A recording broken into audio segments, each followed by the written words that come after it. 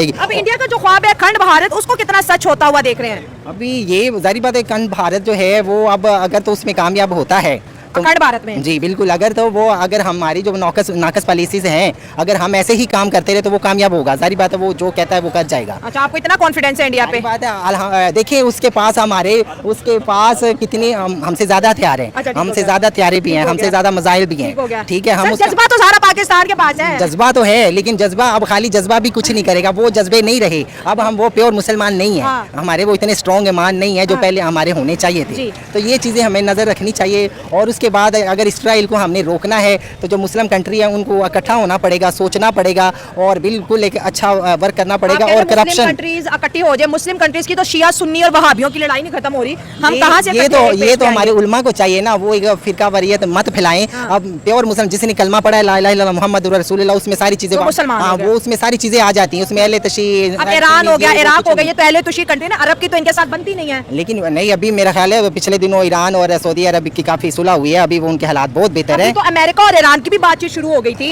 लेकिन अभी अमेरिका और ईरान की बातचीत शुरू हुई है, लेकिन उसे पाबंदियां भी हटाई हैं। लेकिन अभी वो इसराइल की वजह से अब वो कह रहा है कि इसराइल, और जारी बात उसके पास एटमी पावर है, वो शुरू से इसराइल चाहता है कि मैं इस पे हमला करूं।